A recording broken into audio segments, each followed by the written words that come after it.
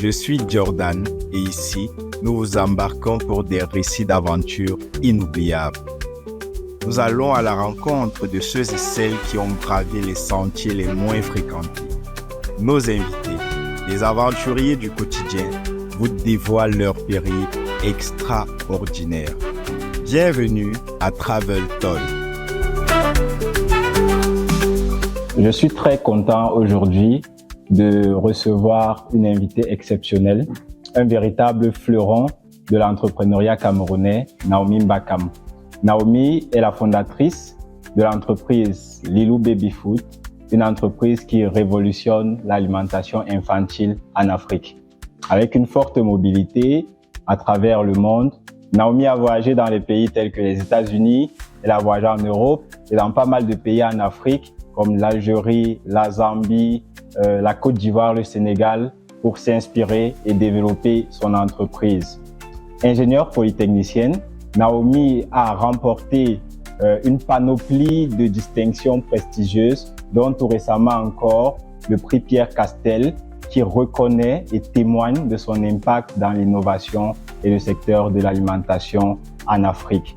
Elle utilise justement toutes ces expériences internationales pour produire ou pour proposer des produits qui répondent à tous les besoins des parents et des enfants en Afrique.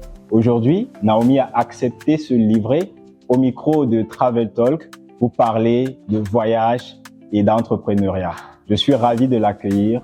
Bienvenue Naomi. Merci beaucoup, merci Jordan. C'est un plaisir d'être ici. D'accord, c'était pour moi un honneur. Je te le disais déjà en off, tu es quelqu'un que j'admire énormément, que je suis de loin depuis pas mal de temps et franchement, je suis très ravi d'être avec toi aujourd'hui. Plaisir est partagé. D'accord, alors aujourd'hui on va parler de voyage et d'entrepreneuriat. Et sans trop tarder, je vais d'abord commencer peut-être par ceux qui ne te connaissent pas, te laisser le soin de te présenter. Qui est Naomi? Alors bonjour à tout le monde, je suis Naomi Mbakam, je suis ingénieure de formation du génie électrique de Polytechnique Yaoundé. J'ai 30 ans, j'ai 2 enfants, je suis entrepreneur également à la tête de Lilou Baby Food, qui est une entreprise camerounaise qui fabrique des petits pots, des repas et des bouillies pour bébés, exclusivement à base d'ingrédients camerounais. Alors, comment on quitte d'ingénieure polytechnicienne du génie électrique à fondatrice de l'entreprise de Lilou Baby Food? Cette question revient toujours. Ouais. Je vais dire que c'est juste un déclic que j'ai eu quand je suis devenue maman. D'accord. Parce que le fait d'avoir ma petite fille qui s'appelle Lilou, affectueusement, a créé en moi une addiction, une passion pour la maternité. D'accord. Et lorsqu'elle a eu 6 mois et que je me suis rendue en grande surface pour lui acheter ses petits pots, je me suis rendu compte qu'il n'y avait pas de petits pots locaux proposés. Ça m'a un peu attristée. Enfin, je me suis demandé pourquoi est-ce que un pays avec des terres aussi riches, avec une agriculture aussi variée, ne propose pas des petits pots pour ses bébés. Et donc je me suis dit, en tout cas moi, je vais faire les pots de ma fille moi-même avec des légumes locaux. Et voilà, c'est ce que j'ai fait. Et puis de fil en aiguille, je partageais ma passion sur les réseaux sociaux jusqu'à ce qu'une dame me demande de faire la même chose pour elle. Okay. Donc c'est comme ça que ça a commencé. C'est facile de dire, ok, je suis sortie polytechnicienne et après je commence à vendre des purées. Est-ce que cette transition n'a pas, quand on attend le polytechnicien généralement très loin, entre guillemets? Non, enfin, pour moi en particulier, non, pas vraiment. Moi, j'étais très épanouie, je suis très épanouie dans ce secteur. Certes, j'aime beaucoup l'ingénierie électrique, franchement, j'aime beaucoup. Mais c'était rien de comparable je me dis que c'est l'appel de Dieu. C'est vraiment quelque chose qui vient de l'intérieur. D'accord. Le fait de faire des petits pots pour bébés, de voir comment ils les savourent, ils les engloutent, de voir comment les mamans sont heureuses, épanouies, de voir. En fait, tout cet univers-là est beaucoup plus passionnant pour moi que l'attention et le courant. D'accord. Alors aujourd'hui, on va beaucoup parler de voyage et d'entrepreneuriat parce qu'on est évidemment dans une émission de voyage. Donc, et quand on regarde un peu ton profil, on peut voir qu'en 2019, tu deviens Tech Woman Alumni aux États-Unis. Est-ce que tu peux nous parler de cette expérience aux États-Unis? Alors, le Tech Woman, c'est un programme qui est organisé par un organisme aux États-Unis qui en fait venir des femmes dans les secteurs du STEM, donc scientifique, technologique, engineering and mathematics, de plusieurs pays, emerging countries comme ils les appellent, dont plusieurs pays d'Afrique, du Moyen-Orient, d'Asie du Sud et de l'Est. D'accord. Et donc, on se réunit pendant 6 semaines en Californie. Et ensuite, 2 jours ou 3 jours, je pense, à Washington, D.C. C'est un programme, en fait, comme on appelle un exchange programme, où vous partagez avec d'autres personnes qui sont sur place, qu'on appelle des mentors, qui vous encadrent dans des entreprises. Moi, j'ai travaillé à Microsoft. OK. Et franchement, c'était une très, très, très belle expérience. D'accord. Voilà. Alors, moi, je voyage. Quand je voyage, c'est pour aller chercher des circuits pour des clients. Ça ressemble parfois, bien que c'est du travail, à de la distraction. Ouais. Mais est-ce que quand toi, tu vas aux États-Unis pour bosser avec Microsoft, qui est entre parenthèses, un gros kiff, un gros rêve, est-ce que toi, tu as cette occasion de te divertir? Est-ce que c'est juste voyage où tu es concentré dans Moi, je profite toujours pour D'accord. voir un peu partout, pour faire des activités dans les zones dans lesquelles je suis. Franchement, je profite au maximum. Selon un programme, c'est souvent très, très serré, mais j'essaie de m'organiser ou bien souvent de fuir, entre guillemets, pour visiter la ville et visiter l'endroit où je suis. D'accord. Alors, à l'international, c'est quoi les expériences les plus marquantes? Alors, il y en a... ranking. Ouais, en fait, la plus exceptionnelle jusqu'ici, c'était le safari au Chaminoka Lodge. En Zambie. C'était ma première fois de voir ces animaux, les éléphants, les zèbres et tout. Et c'était très impressionnant. Comment tu te retrouves en Zambie? Alors, je pars pour un forum organisé par l'Union africaine. D'accord. Parce que l'Union africaine a l'habitude de m'inviter pour leur forum pour discuter de ce qui concerne l'alimentation infantile. Donc, voilà, je suis invitée à ce forum à Lusaka. Un forum de 3 jours, vraiment 3 jours. Et mon billet d'avion, mon séjour est sur 3 jours. OK. Donc, et là, on est dans du tout frais payé. Ouais, c'est tout frais payé. D'accord. Et c'est super serré parce que la conférence est sur 3 jours. Je me dis comment je vais faire pour visiter la ville alors que je suis occupée, quoi. D'accord. J'ai essayé de jongler le dimanche avant mon départ. Je devais prendre le vol de midi. Donc, je suis partie faire le safari à 6h du matin et à 10h, j'étais à l'aéroport. OK. Je vois que c'est très, très, très juste. Et là, est-ce que tu as le contrôle dans ce genre de programme? C'est-à-dire en termes de timing, par exemple, OK, c'est tout frais payé, mais est-ce que c'est toi qui vas choisir tes dates ou on t'envoie direct le billet d'avion? Non, si le programme est sur une période, on t'envoie le billet d'avion sur cette période-là. D'accord. Maintenant, j'ai eu, par exemple, quand j'étais à Dakar récemment, c'était également un billet d'avion. Ce qu'on m'a proposé, c'était pour juste la période. C'était, je crois, un truc de 2 jours ou 3 jours. J'ai demandé à la dame un jour de plus. Parce que, n'abusez pas non plus, quoi. Ouais, donnez-moi un jour de plus. Donc, ça, ils ont accepté. On peut avoir ils peuvent céder parfois, souvent de demandes. Et voilà, ça te permet j'avais une journée pour voir le minimum que je pouvais voir et j'ai quand même pas mal, profité. D'accord. Et pour revenir, tu as dit que la Zambie, c'était... Ouais, la Zambie, c'était trop bien. Dakar aussi, Dakar était exceptionnel. J'ai vu, comment on appelle cette île? Gorée. Ouais, j'ai vu l'île de Gorée, qui est une île très, très colorée, très belle, qui a une histoire très lourde, parce que c'est une île où il y avait beaucoup d'échanges d'esclaves, et sont nos ancêtres et tout. Donc, c'est une île très, très, très remplie d'émotions, très belle. J'ai passé un très bon moment là-bas. En Alger aussi, il y a le jardin, comment on appelle? Hammam Garden, qui est super beau, impressionnant. Il est aussi beau apparemment que le jardin d'Éden. Et franchement, oui, je crois que ce sont les top 3. Et généralement, est-ce qu'il n'y a pas ce goût parfois de dire que bon, j'ai pas eu suffisamment de temps ou voilà. L'esprit c'est que bon, c'est entrepreneur ou man, tu as ton travail à faire. Non, pour être honnête, au bout de 2-3 jours, je veux rentrer à la maison. Parce que j'ai du travail. Je suis pas là pour me balader, quoi. Si j'ai vu 1 ou 2 spots, si j'ai vu un peu la culture, j'ai vu un peu, je pense que c'est bon, je peux rentrer. Parce que justement, ça peut paraître comme des vacances, mais c'est pas toujours des vacances. Absolument. D'accord. Du coup, est-ce que tu peux nous dire ici, est-ce que tes expériences à l'international ont contribué à façonner le Lilou Baby Food qui existe aujourd'hui, qu'on connaît aujourd'hui, si oui, comment? Oui, beaucoup. OK. Beaucoup. Déjà, le fait de voyager, ça t'ouvre en fait un autre univers. Ça te permet d'ouvrir ton esprit déjà plusieurs cultures. Mais ce qui m'a le plus marqué, c'est le service. Donc, quand je vais dans plusieurs zones, surtout en Afrique, j'arrive à voir comment ça se passe le service client. J'arrive à voir comment se passent des propositions, voilà, qui sont similaires à ce que je propose à Lilou Baby Food. Et ça m'aide beaucoup, même à l'aéroport, même dans l'avion, tu vois. Donc, franchement, ce sont des choses qui me marquent beaucoup. Par exemple, en Côte d'Ivoire, en 2022, si je me trompe, je me souviens plus, mais je crois que j'étais en Côte d'Ivoire en 2021, 2022, oui. Et j'ai eu une expérience qui m'a vraiment marquée. Parce que voilà, j'étais allée au supermarché. Je voulais voir un peu ce qui se passait en termes d'agroalimentaire infantile, de ce que voilà, ce que les supermarchés d'Abidjan proposaient en termes de bouillie, en termes de petits pots.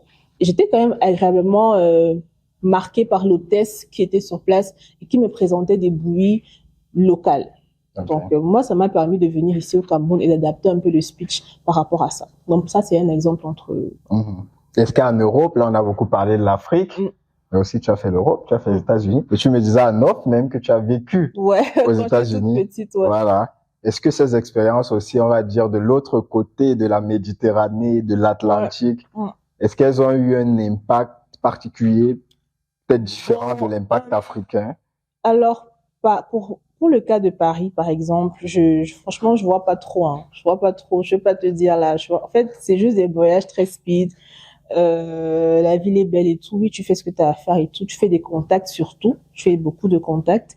Mais honnêtement, c'est plus l'Afrique qui m'a marqué. D'accord. Ouais. Ok, chouette, c'est bon à entendre. Non, franchement, c'est plus l'Afrique qui m'a marqué. D'accord. Est-ce que tu as des défis? Alors, de façon globale ou de façon globale d'abord, après tu me diras peut-être est-ce que dans les voyages d'affaires.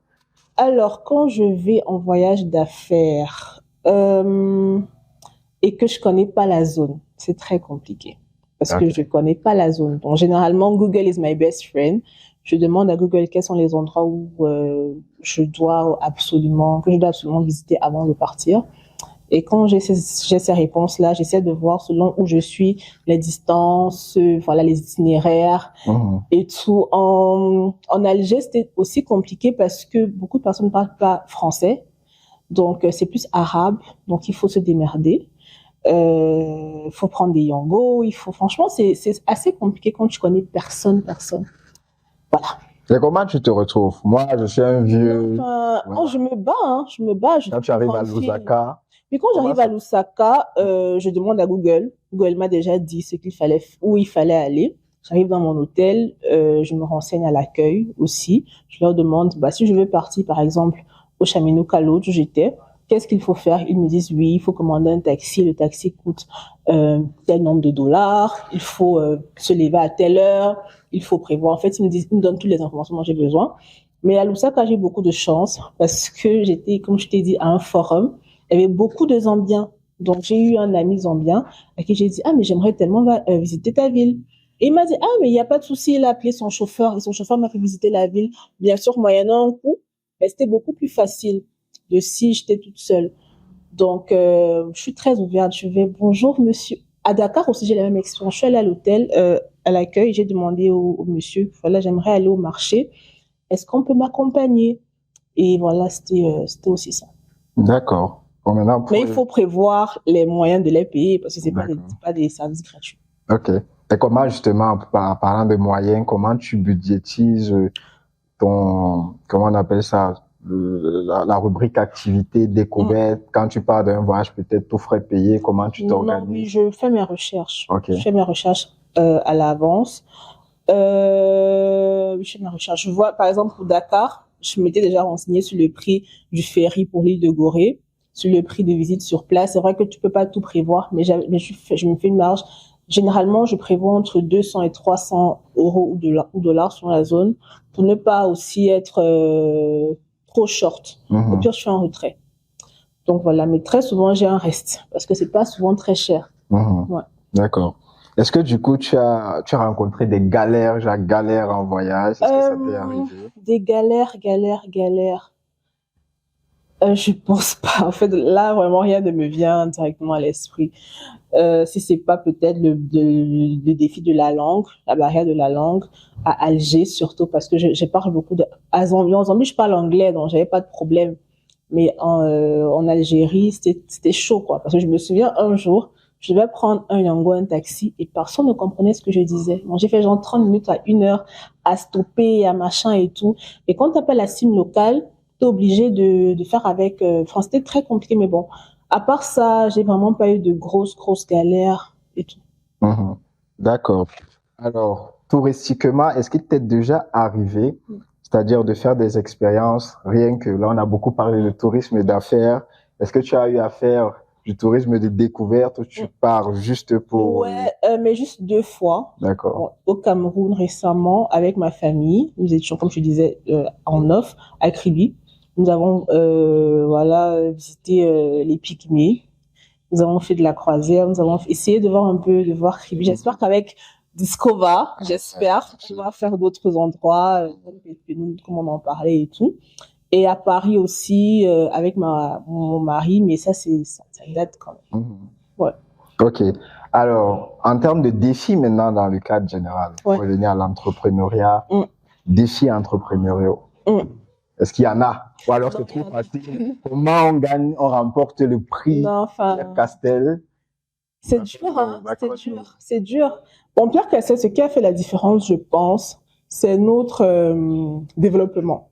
Je pense qu'ils ont vu que nous sommes une entreprise qui a déjà fait ses preuves. Ils ont vu notre portefeuille de supermarché. Ils ont vu le chiffre d'affaires qu'on se faisait et tout. Je pense que ça les a quand même impressionnés. Voilà, en dehors du storytelling qui est quand même très touchant et qui est et la problématique, le problème qui est présent. Maintenant, mes défis, comme je te disais en off, il y a la gestion de la ressource humaine qui est très compliquée, surtout pour nous les PME qui ne demandent pas des tonnes, on ne paye pas des centaines de milliers. Ouais. Donc c'est très compliqué de gérer la ressource humaine et tout le temps il faut être prêt à renouveler, voilà. Il y a aussi la gestion de la trésorerie, surtout pour nous les entreprises qui avons des clients, les B2B, les supermarchés qui ne payent pas directement. Mais il faut savoir comment faire rentrer de l'argent pour gérer les besoins en fonds de roulement, pour ne pas avoir une caisse vide. Ouais. Mais en fait, voilà les principaux défis, mais sinon rien de... Mais tu gères. Franchement, tu gères bien. Le moment, je gère encore. Ok. Alors, s'il y a des conseils à donner, si tu as des conseils à donner à des personnes qui veulent se lancer globalement dans l'entrepreneuriat aujourd'hui, ça, c'est la première question. Qu'est-ce que tu leur donnerais comme conseil? Après, ceux qui veulent entreprendre et voyager, parce qu'on te voit tout le temps entre 2 avions, est-ce qu'il y a un secret spécifique? Voilà. Non, oui. Bon, déjà, pour la première question, déjà, le conseil en général que je donnerais à tout le monde, c'est de se lancer dans sa passion. Franchement, moi, aujourd'hui, c'est dur. Franchement, c'est très dur. Mais c'est très gratifiant. Je me sens vivante. J'exerce dans ce qui me plaît, dans ce qui me passionne, ce qui me rend heureuse. Ouais. Et c'est le plus important pour moi. Donc, vraiment, lancez-vous dans ce qui vous plaît, dans ce qui vous passionne, peu importe le secteur. Vous imaginez, dans ma famille, quand je commençais, on va te dire que tu as fait 5 ans d'études pour vendre la nourriture pour bébé. C'est un peu dégradant. Mais moi, je savais que c'est ça qui me rendait vivante. Et aujourd'hui, ils sont fiers de moi, tu vois. Et je sais que j'ai encore beaucoup de choses à faire, Là, je suis encore au niveau, j'espère, 0 comparé à ce qui m'attend. Donc, lancez-vous. Mais ne vous lancez pas pour les mauvaises raisons. Franchement, ne vous lancez pas dans l'entrepreneuriat pour de l'argent. Parce que vous allez très vite vous décourager. L'argent vient, mais si vous êtes assoiffé d'argent, vous n'allez pas développer votre entreprise. Vous devez avoir la patience, la rétention de vous dire que l'argent qui arrive vient pour le développement de mon entreprise et demain, dans 2 ans, 3 ans, 4 ans, 5 ans, je pourrai profiter de ces fruits-là. Bon, ça, c'est le deuxième conseil. Maintenant, pour voyager, tout le monde veut prendre l'avion, là. Ouais, en fait, c'est le personal branding. Il faut se vendre, il faut se mettre sur LinkedIn. Moi, je suis très LinkedIn. D'ailleurs, c'est sur LinkedIn que l'Union africaine m'a repéré. Enfin, je connais personne là-bas. Donc, il faut se vendre, il faut faire. Moi, je suis très Instagram aussi. J'essaie de documenter un peu ma vie d'entrepreneur, ce qui peut, attirer du monde, surtout dans mon domaine. Donc voilà, si vous êtes dans le domaine de la mode, vendez-vous, vendez votre histoire, vendez votre image, vendez vos produits sur LinkedIn, sur Twitter, enfin X, sur Instagram, parce que vous ne savez jamais qui vous regarde. Voilà. Il faut préciser que Naomi, c'est quand même des dizaines de milliers d'abonnés sur les réseaux sociaux. Bon, cumulé. Ouais, cumulé, évidemment. Voilà. Donc oui, c'est très important. Pour moi, c'est très, très important. Et du coup, est-ce que tu recommanderais un réseau social en particulier? Moi, je te sais très actif. Ouais, enfin, LinkedIn et Instagram, hein, parce que Facebook, bon, ça dépend de votre cible, mais LinkedIn et Instagram, très important. Ok. Ouais. D'accord. Est-ce que Naomi a des futurs projets de voyage? Bah, moi, j'attends que Discover me fasse une offre pour Pet Penoun. Ça, c'est mon futur projet de voyage. Avec plaisir. Ouais. Bon, au Cameroun, on va le faire. Oui, au Cameroun, ouais. Est-ce qu'à l'étranger, il y a des destinations qui te parlent? À l'étranger, t'avoue que j'y ai pas pensé. Franchement, là, comme ça, qu'est-ce que je peux peut-être Paris, voir mon mari, je sais pas, mais j'y ai pas pensé. À des destinations de rêve? Destination, peut-être le Maroc. Ok. Peut-être le Maroc. Ben, il y a la CAN l'année prochaine. Ouais, par exemple, tu vois, donc, on attend les offres. On attend les offres. Mais voilà, franchement, voyager, en fait, je veux dire un truc, parce que souvent, voyager, c'est bien, mais trop voyager aussi, ça te déroute de ton travail. Moi, quand je voyage, c'est beaucoup de jours de perte, tu vois. Donc, j'aime c'est une serial entrepreneur. J'aime voyager, mais à un moment donné, tu vas pas faire que ça. À un moment donné, il faut que tu te concentres et que tu fasses évoluer ton affaire. Donc, voilà. Donc, je vais pas rester là, je me dis, où sera le prochain voyage? Donc, voilà. J'attends juste peut-être. D'accord, on va le faire, pas de souci. Je vais embrayer sur une petite parenthèse, puisque tu as parlé de ça au début, maman de 2 enfants. On te connaît aussi, on connaît Naomi comme la maman de Lilou et de Lilian. Alors, dans la gestion de la famille, entrepreneuriat, voyage, madame, là, tu es à Yaoundé, en aller-retour, comment ça se gère, tout ça? Bah, écoute, l'autre jour, ma fille m'a dit, maman, tu voyages trop. Bah, écoute, c'est ma vie, c'est mon lifestyle. Et vraiment, je dis toujours qu'une maman, pour être une bonne maman, doit être une maman heureuse et épanouie. Moi, je suis une bonne maman, je pense. Je donne de l'amour à mes enfants, je donne ce que j'aime. Parce que je suis déjà une femme épanouie et heureuse. Et même mon mari le sait et il le voit. Donc maintenant, quand je voyage, c'est clair qu'il y a toute une organisation à mettre en place, qui vont manger, les activités, etc., etc. C'est pas toujours facile, c'est souvent sport, mais heureusement, j'ai beaucoup de soutien venant de ma famille, venant de ma sœur qui vient souvent à la maison et tout, et qui m'aide quand je serai pas là. Voilà. Est-ce que les enfants, ils te disent pas, maman, amène-nous? Non, mais si, en fait, moi, mes enfants, quand tu leur gardes, ils n'ont plus de problème. Donc, le problème de Lise Simone, par exemple, parce que Lilian est encore tout petit, il s'en fout. Lise Simone veut souvent se rassurer qu'elle a ses robes et ses chocolats dans ta valise. Pas même, et tout. Il y a des fois où, en voyage, je l'appelle et je dis maman, tu as acheté mes robes? Tu vois, en fait, son problème se situe. Donc, franchement, mes enfants n'ont pas. C'est la même chose avec son père. Oui, c'est pareil. Et c'est un peu comme, nous, ça nous console quelque part. Ça nous fait comprendre que voilà, les enfants sont épanouis, ils sont occupants, en fait. Mes enfants sont tellement occupés que quand ils finissent l'école, ils ont des activités, piano, natation, pour voir que maman tu vois. Donc, quand je rentre le soir, eux aussi sont fatigués. On passe un temps de qualité ensemble. Je les mets au lit et puis ça va. Du coup, quand je suis pas là, ça se ressent pas trop. Et puis, ils ont leurs cadeaux. Donc, c'est un petit bénéfice. D'accord. Ouais. Alors, c'est vrai que tu as dit tout à l'heure que bon, quand tu vas en voyage de travail, etc., tu es focus. Quand tu rentres, mais est-ce que tu as le blues du voyage? C'est-à-dire, est-ce que, voilà. Non, je veux rentrer. C'était beau. C'était très beau. Franchement, félicitations. Aucune destination. Non, je te jure que je veux rentrer. Parce que en fait, j'aime tellement le Cameroun. Tellement le Cameroun. C'est vrai que quand tu arrives à l'aéroport, tu te dis, oh, je suis encore ici, la poubelle ici, oh là là, dans tel pays, il n'y avait pas la poubelle, les routes, mais tu es chez toi, quoi. Tu rentres dans le bain de tes problèmes. Oh, madame, il y a tel problème et tout. Tu ne penses plus aux éléphants de la Zambie. Tu es focus dans tes petits pots, dans tes bouillies. Et voilà. Mais est-ce que tu te dis qu'un jour, parce que là, tu travailles, on voit comment tu bosses dur avec les baby foot. Est-ce que tu rêves d'un moment spécifique que tu vas te dire, je me pose, je dis n'importe quoi, en Polynésie française, avec mon mari et ma famille, un mois de vacances? Non, je doute. Nous sommes encore très loin. Okay. Très, très loin. Je doute. Franchement, un mois, je doute. Franchement, je doute. C'est chaud. Honnêtement, je pense pas. Franchement, parce que même quand je suis, pour te dire, en vacances, en voyage, à l'île de Gorée, je regarde mon téléphone s'il y a une commande. Donc, pour te dire à quel point on a des objectifs un peu précis, un peu élevés qui ne nous permettent pas trop de... Voilà. Ah, vous l'aurez compris, Naomi, c'est une maniaque du travail. Ouais. Le voyage est accidentel. Ouais. Est accidentel dans son activité. Qu'on saisit tout simplement, et 2-3 jours, c'est bon. Moi, j'aime pas les longs voyages. En fait. Quand c'est déjà une semaine là, comme l'Algérie, à un moment donné, j'étais saoulée. Ok, vous avez un très beau pays, d'accord, j'ai déjà vu, mais je veux rentrer chez moi. Est-ce qu'il faisait trop chaud?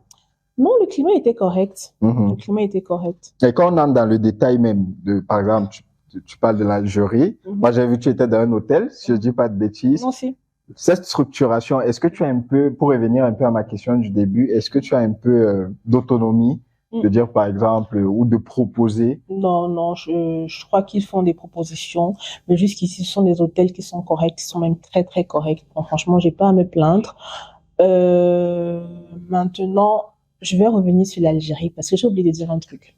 Ok. Alger est une ville très belle, franchement super belle, mais c'est pas très accueillant en fait. Je me suis pas sentie à l'aise, je me suis pas sentie chez moi, comme peut-être à Abidjan, au Niger ou à Dakar. Ah, tu as kiffé le Niger? Ouais, le Niger était bien, mais j'ai pas eu le temps de visiter. J'ai juste fait 2-3 jours aussi, mais là vraiment j'ai pas eu le temps. Mais Alger, déjà tu vas pas voir de noirs, très très peu. Et quand tu vois un noir, ils se disent que tu es en train de vouloir traverser. Donc, l'image déjà que nous renvoyons et tout, c'était pas très, très accueillant, très chaleureux. Donc, je ne vous conseillerais pas trop. Voilà. Et pourtant, moi, l'Algérie, quand même, c'est dans mon kiff. Ah ouais? Ils ont un Sahara. Oui, pour visiter et tout. Mais être psychologiquement prêt quand même. Ouais. Voilà. Même à l'aéroport, ils ont dû vérifier nos visas, franchement, c'était pas... Ouais. Et en général, parlant de visa, puisque tu évoques, comment tu gères? Est-ce que c'est compliqué? Je me renseigne. Je me souviens, par exemple, pour aller à Dakar, je t'ai demandé si, parce que j'avais jamais eu l'occasion d'arriver quelque part dans un visa à l'arrivée. Donc, je comprenais pas trop le principe. Mais je me renseigne et je fais les visas à l'avance. Très souvent, par exemple, pour l'Union africaine, ils vont te faire une lettre de l'ambassade pour accélérer le visa ou bien pour te permettre d'entrer sans le visa. C'était le cas pour l'USAC parce que c'est très... Ouais, je suis un truc carrément ça. Ouais, en fait, il faut une lettre de l'ambassadeur qui est signée et il donne une liste de personnes qui peuvent entrer avec cette lettre. Donc, c'était sans visa. Je crois que c'était aussi pareil pour quel pays? Ça, c'est chouette parce qu'on peut du coup se demander comment on fait. Il n'y a pas d'ambassade de Zambie. Non, mais pour la Zambie, quand même, c'est en ligne. Ok. Ouais, mais les délais étaient, c'est un e-visa, les délais étaient trop courts pour moi d'attendre de recevoir la réponse et tout. Donc, ils ont fait cette lettre pour accélérer. Et généralement, est-ce que c'est des trucs qui vont se préparer bien à l'avance ou parfois? Non, très souvent, c'est le billet. Oh, je reçois un mail. Et, déjà, pour l'Union africaine, pour ce cas-là, le monsieur qui organise, il a mon WhatsApp, il me demande, Naomi, est-ce que tu es disponible pour cette période, machin. J'ai déjà eu des moments où j'étais pas disponible. Par exemple, on devait aller en Corée du Sud et j'étais pas disponible. J'étais pas disponible. Mais tu sais que la Corée du Sud, c'est le rêve de... Non, et franchement, j'avais le seum. Ouais. J'avais un engagement familial. Je pouvais pas y aller. J'avais le seum. Et pour Istanbul aussi, mon visa n'est pas sorti à temps. Je suis pas partie. Donc, il me demande si je suis disponible et tout. Je lui dis oui, je suis disponible ou pas. Et après, il m'envoie la lettre officielle. Et moi aussi, j'ai le seum du coup, la Corée du Sud. Là. Mais bon, il y aura une autre occasion. Ouais. Ok. Et voilà, on parle l'Asie. Est-ce que tu as fait l'Asie? Non, jamais. J'ai jamais mis pied. Même à Dubaï, jamais. Est-ce que ça te tente de faire Dubaï? Oui, par contre, Dubaï, oui, parce que c'est très hypé comme lieu. J'aimerais bien voir, les dunes, Ouais, mais pourquoi pas? Ok. Alors, et même si, évidemment, tu nous as clairement fait comprendre que toi, tu es focus sur le taf et que tu te Ouais. distrais par accident. Ouais. Je résume ça comme ça.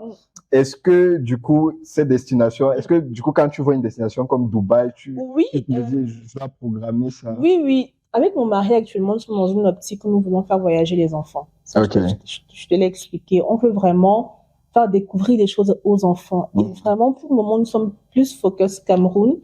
Et je sais pas s'il y a d'autres plans. Peut-être que je vais laisser cette vidéo, il va me dire après. Mais c'est plus Cameroun. Je t'avoue que j'ai jamais essayé de savoir même les prix pour Zanzibar ou Dubaï parce que je me dis, bon, Ben, je t'ai dit 800 000 pour le Rwanda. oui, Tu oui, étais oui, choqué. j'étais choquée, tu vois, parce que je me dis que c'est beaucoup plus cher que ça. Donc, ce sont des destinations qui pourraient être intéressantes, surtout si c'est kids friendly, on pourra y aller avec les enfants. Ouais. Et c'est quoi ton type ou alors le type de, entre guillemets, de tourisme qui te cirait le mieux? Alors, Alors, luxe, traditionnel, patrimoine, moi, historique. moi, j'aime bien, si je suis seule, luxe, parce que je ne veux pas me casser la tête. Mais si je suis avec les enfants, nature, j'aime ce qui est, je veux qu'ils découvrent en fait un autre univers. Parce que par exemple, quand nous sommes allés chez les Pygmées, ils étaient choqués. Tu Ah vois. ouais. Non, ma fille n'arrête pas de me poser des questions. Ils étaient choqués. Et moi, j'aime ça. J'aime le fait que après une découverte, un voyage, ils se disent, ah, mais on a quand même la chance, hein. Ouais, mais c'est Ouais. super parce qu'ils voient en plus ça à l'école, les Ouais, tu premiers vois. hommes. Et ils comprennent pas. Ouais. Mais quand ils arrivent sur place et tu te rends compte que ici, là, il n'y a pas d'hôpitaux, il n'y a pas des, on te dit que l'hôpital, c'est la jungle, en fait.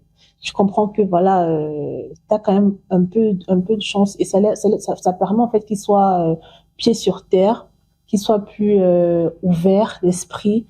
Et moi, vraiment, c'est ce genre de tourisme que j'aimerais exposer à mes enfants. Ouais. Mon mari, je crois qu'il s'en fout. S'en fout un peu, que ce soit luxe ou nature. Franchement, je crois qu'il en a rien à foutre. C'est plus pour les enfants qui fait tout ça, de toute façon. D'accord.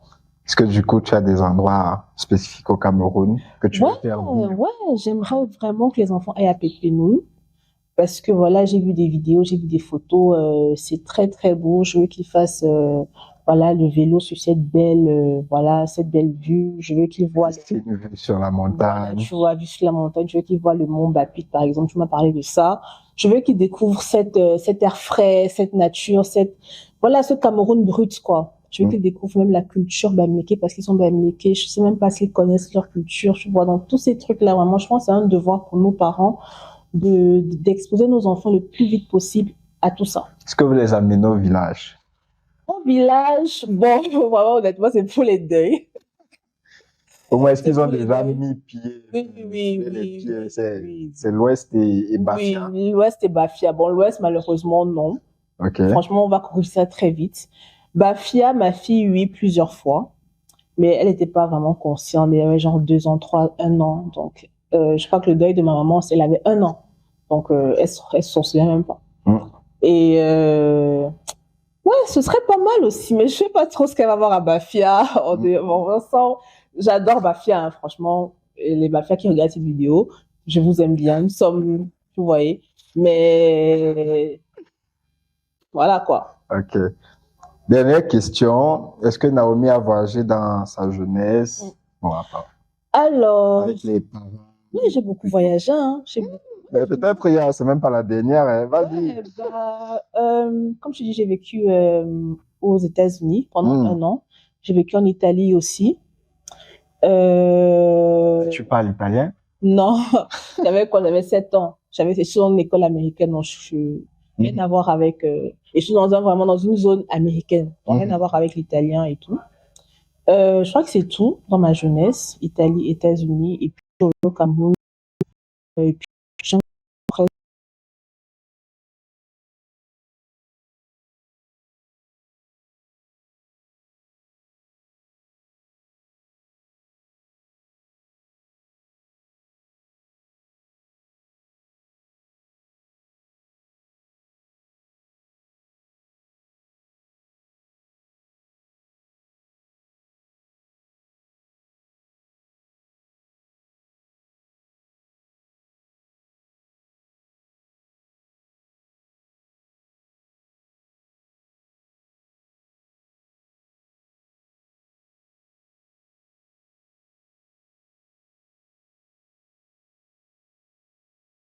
le système éduque beaucoup. Ça fait beaucoup